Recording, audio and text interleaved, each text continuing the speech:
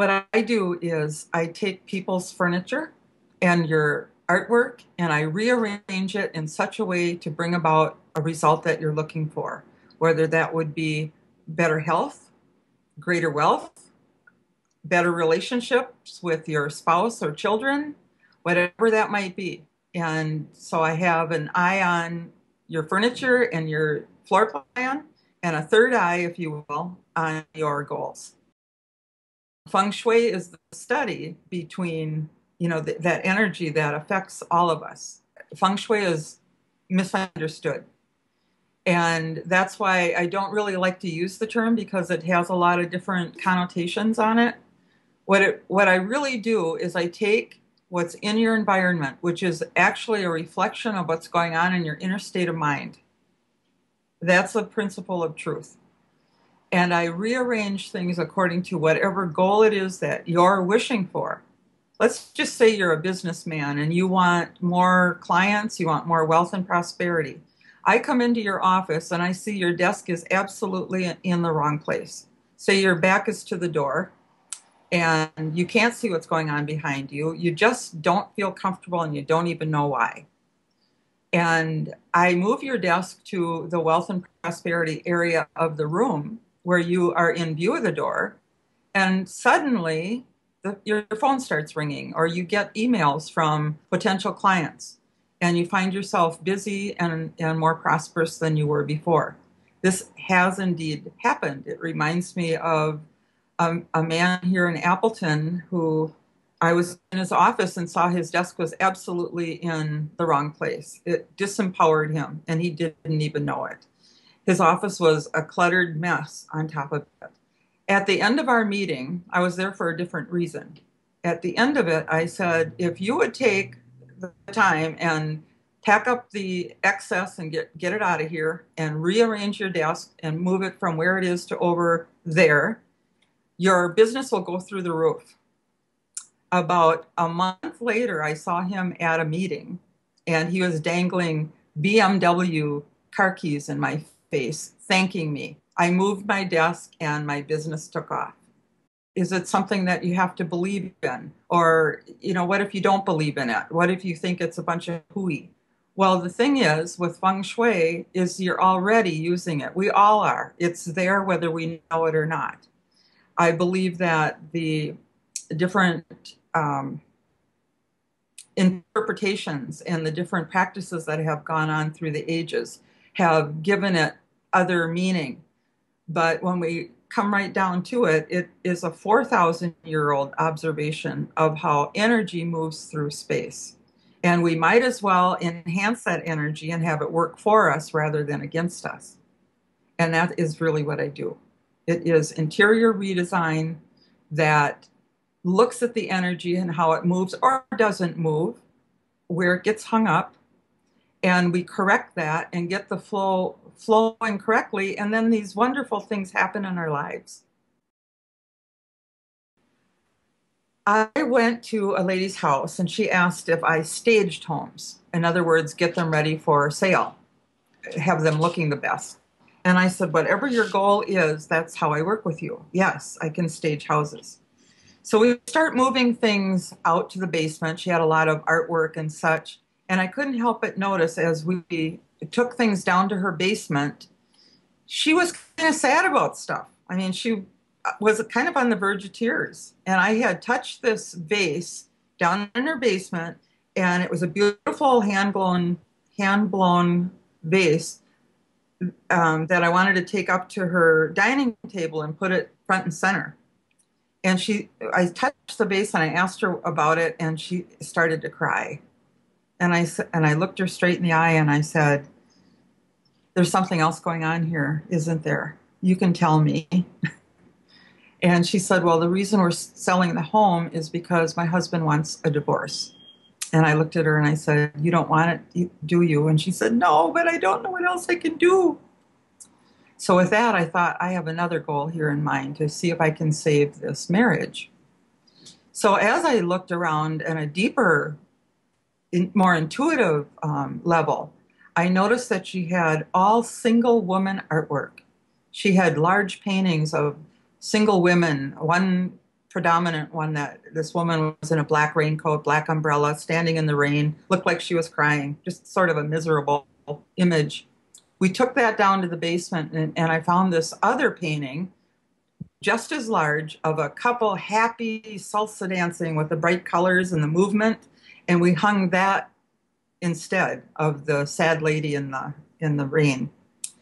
Placed that hand-blown vase on the center of the dining table. About midway through this redesigning and staging the home, her husband came home. And he looked around and he kind of had a smile on his face. And I was happily surprised because I didn't have his permission when I started. And I didn't know. Sometimes, the other one doesn't want what the other one wants. And the next day, she had to come into the furniture store where I worked to buy some bar stools to stage the kitchen area. And I said, well, how are things going? And she looked at me like, well, my husband called me at work this morning for the first time in 4 years just to say hi.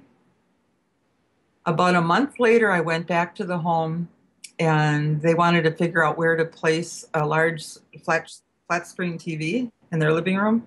And he had said they weren't going to place anything without me there. And they were holding hands, happy. And you know that this was about 5 years ago. And I reconnected with her last month. And they're still married. So this is what Feng Shui can do.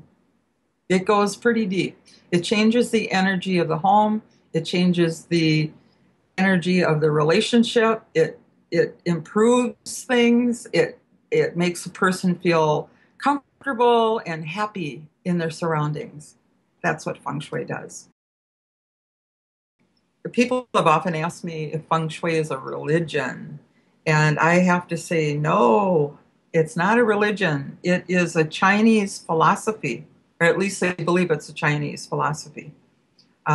Most native cultures have some sort of earth spirituality that they followed. But the Chinese are, what's the word I want? The Chinese are the ones who are noted for the development of Feng Shui back like 4,000 years ago. Some books say longer than that, probably since time began. It's a study of how Earth moves through the physical plane. I like to refer to it as it's a horizontal energy that moves across the planet, whereas gravity is the vertical that keeps us on the planet.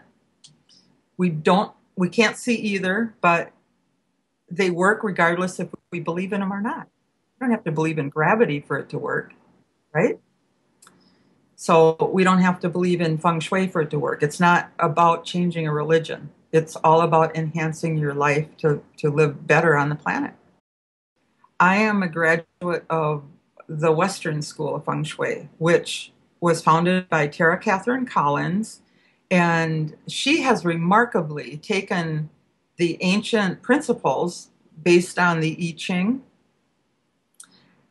and has basically eliminated the superstition that the Chinese had from way back when, and has taken it and applied those principles for how we live today in the West, how we build buildings today in the West.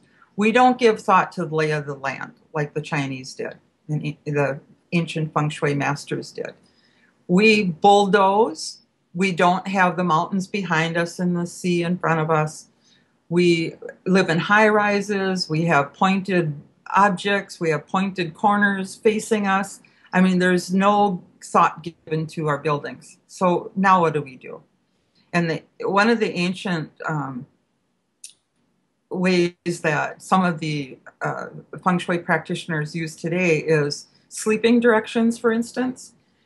I don't go by that. I look at the position of the bed rather than the direction, because what if you're supposed to face the east and your spouse has to face the south? I mean, how do you reconcile that? And we found, Tara has found, that in placing the bed so that the bed faces the door, or that when you're laying in bed, you're facing the door. That is what works. That puts you in the command position of the room and in a safe and comfortable embrace. It's kind of an interesting story that she gave to us in school, how she started the school. She is based in San Diego, and as you know, in California, there's a lot of hills, a lot of mountains. And she was up on a hilltop one day and very, very much in her practice and overwhelmed, I think, actually, in her practice. And she was up on one of those hills one day and overlooking the sea of homes that were being built. And they all look alike. They all use the same materials. They're all the same color. I mean, if you came home late at night, maybe after a few drinks, would you be able to find your house? Because they all look alike. And as far as the eye can see. And so she stood up there with her arms open wide and said, I need help. God, help me help these people. And that after that, she got the thought of starting a school and training people to do what she does. So we're basically on this mission to change the world a house at a time.